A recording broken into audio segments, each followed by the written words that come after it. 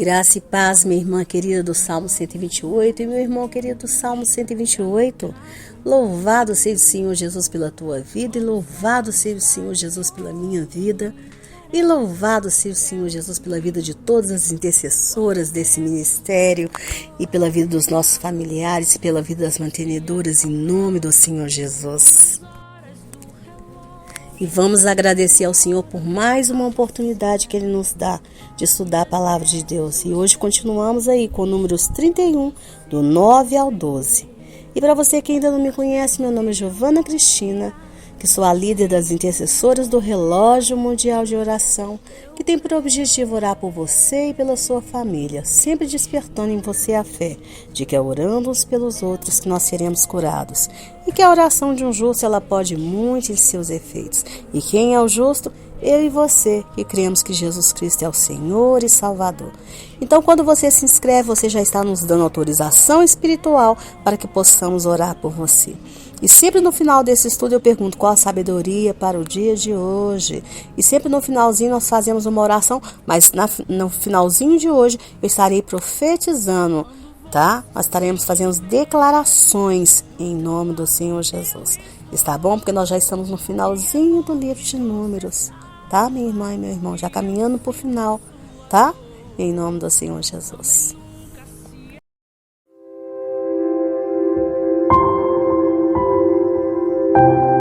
Então, continuando o nosso estudo sobre o capítulo 31, veja que o versículo 8, que nós estudamos ontem, termina trazendo para nós a narrativa da morte de Balaão, tá? Filho de Beor, e ele morreu à espada, tá? O texto faz bastante questão de dizer que Balaão foi morto à espada. E se você quiser, que está me assistindo a partir desse momento, acessando esse nosso estudo agora, quiser saber por que Balaão foi morto à espada e por que o texto diz que ele foi morto à espada, então acesse o nosso estudo de ontem, tá bom? Que tem grandes segredos ali. Então, veja que a partir do versículo 9 nos diz que Israel então levou presos, né? Ali todas as mulheres dos midianitas, juntamente com as crianças. Depois que eles mataram Balaão, eles foram lá, tomou todas as mulheres, todos os animais e todos os gados que estavam ali como despojo, tá? Aí eles foram e queimaram todas as cidades residenciais e seus palácios. E algumas traduções dizem que eles queimaram os acampamentos. Porém, no hebraico, a palavra ali significa tirotã, que significa o local onde os escribas ficavam. Então, o que significa isso? Significa que eles queimavam ali os lugares onde ficava o pessoal que tinha as leis dos midianitas. Que seria o que hoje? Seria o palácio do governo, tá? Eles queimaram os locais onde os escribas ficavam, ou seja, onde o povo que tinha domínio da lei, tá? Da lei de Midian, entendeu? Que é hoje que a gente pode chamar palácio do governo, entendeu? Aí o versículo 11 continua dizendo que eles tomaram todos os espólios e despojos, tanto do homem quanto do animal, e trouxeram esses despojos, todos esses despojos que eles pegaram, eles levaram ali para Moisés e para Eleazar e para toda a comunidade inteira de Israel que estava no acampamento, tá? E onde que estava esse acampamento? Ao longo ali do Jordão, ali em Jericó, não em Jericó, mas ali perto, bem pertinho já, tá? Porque a gente depois vai estudar que a primeira cidade que eles tomaram foi Jericó, entendeu? Então já estavam ali pertinho. E segundo os nossos sábios, e Rashi também comenta, que o versículo 12 nos ensina que esses 12.000 homens que partiram para a batalha contra Midian, eles eram homens virtuosos e justos, tá? E eles não eram homens, ou seja, eles não eram homens suspeitos de roubo. Por isso que eles não se apropriaram de nada ali, sem a permissão de Moisés, nem sem a permissão de Eleazar. Por isso que tudo que eles pegaram era como se eles se separassem um canto e falaram, ó, isso aqui pertence não somente a nós, mas pertence também ao povo de Israel. Entendeu? Entenda que eles estavam numa situação de guerra, minha irmã. E numa situação de guerra não tem esse negócio, tem que preservar isso, preservar aquilo. É destruir tudo que chegou naquela cidade, naquele local, naquele país, e pegar o que presta e levar e tomar para si. Entendeu? É assim que uma nação inimiga faz. Entendeu?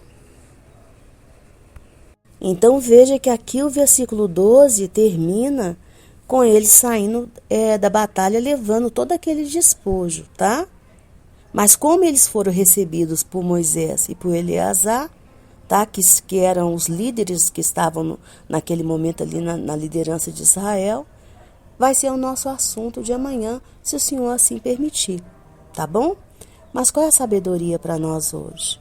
Bem, quando nós olhamos aqui para os despojos de guerra, ou seja, para tudo aquilo que o povo de Israel tinha tomado dos midianitas naquela guerra, nós vemos que ali nenhum daqueles 12.000 soldados tocaram em nada do que eles haviam pego. Como eu já disse aqui, era como se eles tivessem separado tudo no canto e tivessem declarado, olha, ninguém vai tocar em nada, pois nós levaremos tudo intacto até a presença das nossas autoridades.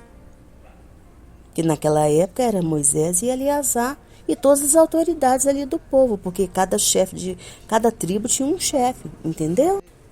E aí nós vemos que no Talmud, os rabinos fazem questão de comentar que aqueles homens, né? Aqueles homens ali eram homens virtuosos, homens justos, não dados à corrupção. Por que eles comentam isso? Para dar exemplo hoje para os homens que estão na liderança de Israel, que estão no exército de Israel, que estão no comando ali.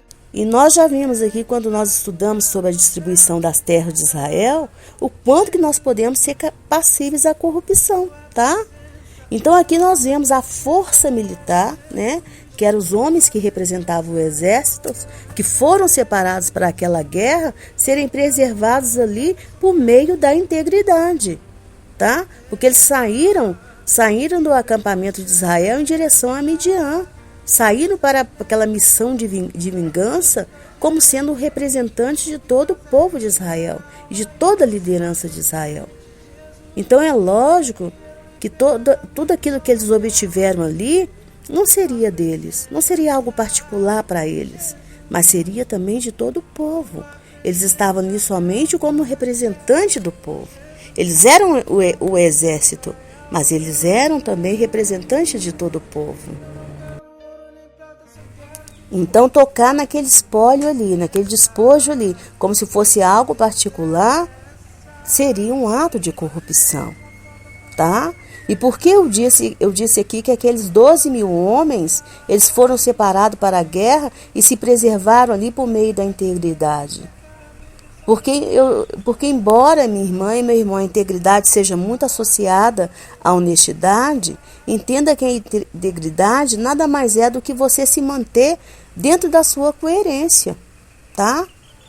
O comportamento deles foi leal e fiel à fala deles, à profissão que eles exerciam. Naquele momento, eles eram representantes do povo. Então, tudo que eles fizeram ali, eles pensaram no povo o tempo todo. Né? Não é nosso, não é só nosso, é do povo também. Não é só nosso, é dos nossos líderes também.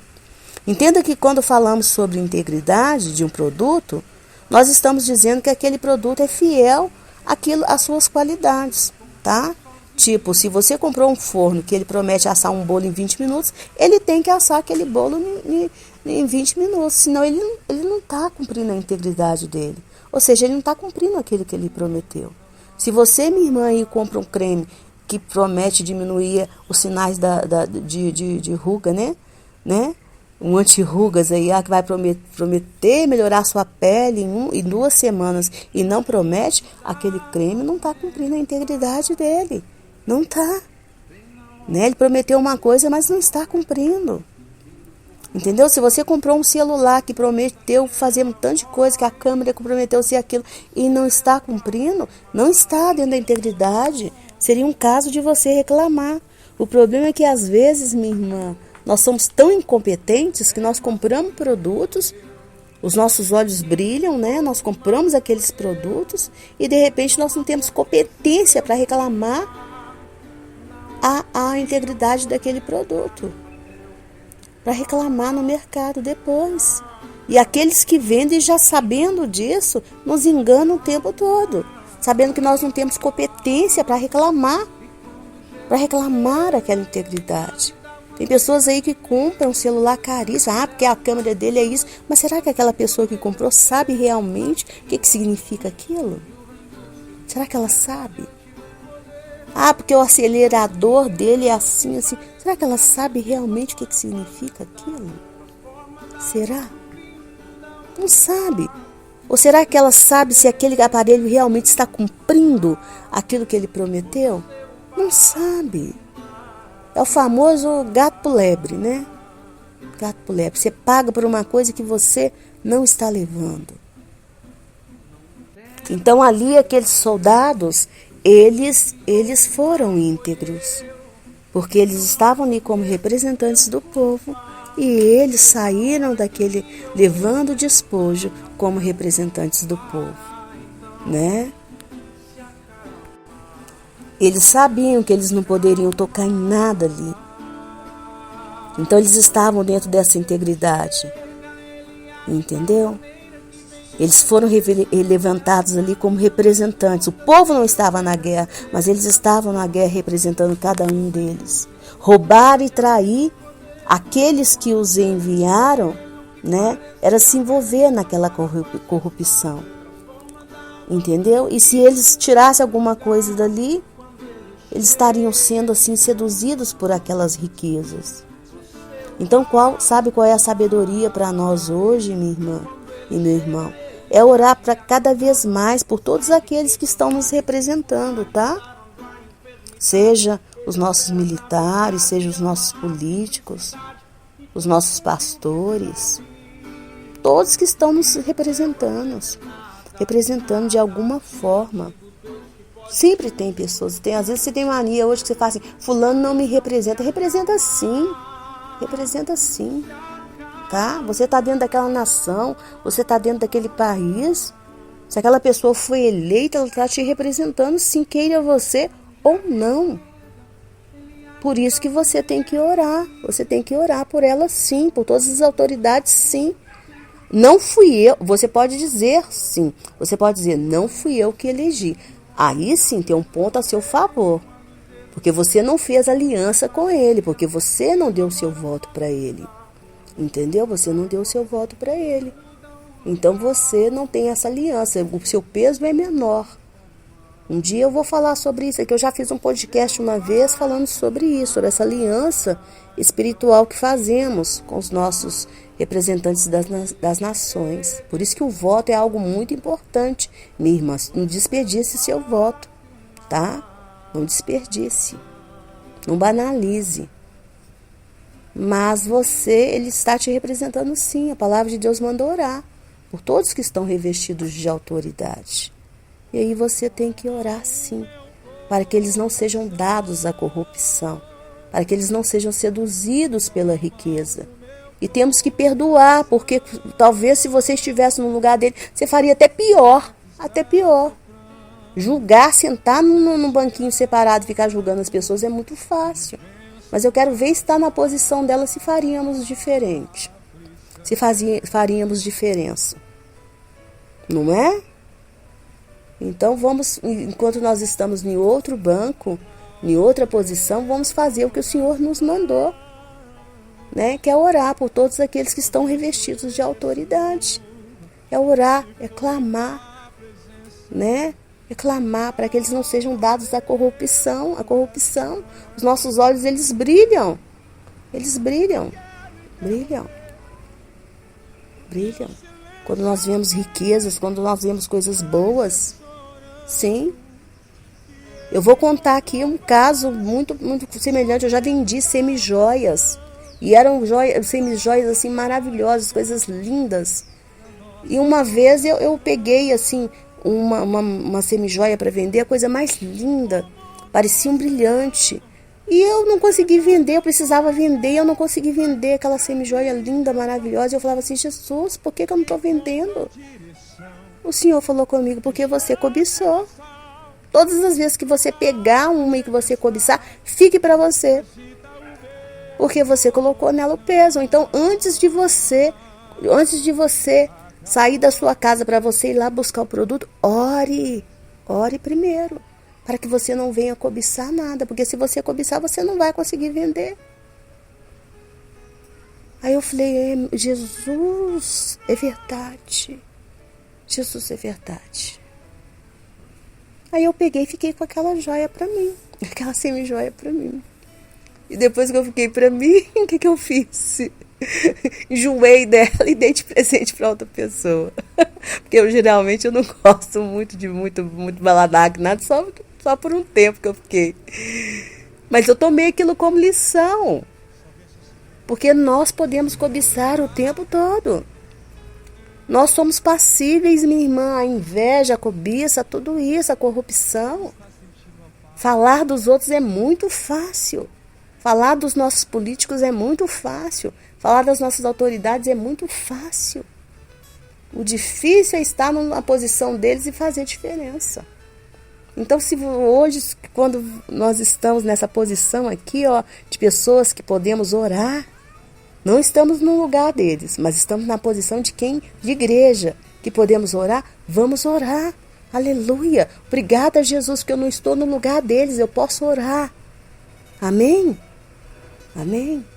Aleluia. Tá bom, minha irmã e meu irmão? Nós já estamos no finalzinho do livro de Números, né? Já caminhando para o final. Então eu não vou fazer mais orações aqui para não prolongar os estudos. Nós vamos só profetizar. Então nós vamos profetizar em nome do Senhor Jesus. Que nós teremos sim uma nação abençoada em nome do Senhor Jesus. Vamos profetizar como igreja em nome do Senhor Jesus. Que nós teremos uma nação onde os nossos políticos serão homens santos, homens tementes ao Senhor em nome do Senhor Jesus. Uma nação onde nossas crianças, nossos jovens, nossos adolescentes, os nossos idosos serão homens e mulheres adoradores do Senhor, homens não dados à corrupção, homens e mulheres não dados à corrupção, homens tementes ao Senhor, homens apaixonados pelo Senhor, e não homens e mulheres apaixonados pelas vaidades desse mundo, pelas riquezas desse mundo. Homens e mulheres que reconhecem cada dia mais que o melhor tesouro, que o maior dos tesouros é ter uma vida que agrada ao Senhor. Amém, minha irmã? Amém, meu irmão? E profetizamos como igreja que esses homens e mulheres, eles estarão dentro das nossas casas, eles sairão das nossas casas, porque os nossos filhos, as nossas crianças, os nossos jovens, nossos adolescentes, as nossas crianças, os homens da nossa família, nós, enquanto mulheres, seremos santos, um povo separado para adorar o Senhor, em nome do Senhor Jesus. Nós seremos, sim, a família do Salmo 128, uma família que obedece e teme o nome do Senhor. Uma família que verá as riquezas aqui dessa terra, que verá a prosperidade, a bênção, a paz de Jerusalém, que verá os filhos dos nossos filhos, todos como adoradores do Senhor, em nome do Senhor Jesus. Amém, minha irmã? Amém, meu irmão? Que o Senhor Jesus te abençoe, que o Senhor Jesus te guarde, que o Senhor Jesus te proteja, que você, enquanto sustentador desse ministério, mantenedor desse ministério, que as janelas do céu se abram e que o Senhor derrame sobre você bênçãos sem medidas, em nome do Senhor Jesus, para que você se torne cada vez mais dizimista fiel, sustentador de profetas e de missionários, em nome do Senhor Jesus. Amém? Que chegar na presença do Senhor Jesus e ganhar aquele abraço gostoso dele seja a tua maior ambição. Mas que até lá você colabore com Deus para que toda a tua família seja transformada na família do Salmo 128. O meu nome é Giovana Cristina. Tenha sempre uma irmã para te ajudar em oração. E eu volto amanhã, se o Senhor assim permitir. Mas não perca mais tarde a oração que é feita com a nossa irmã querida Maristela Miranda. Um beijo, fique com Deus. Amo você.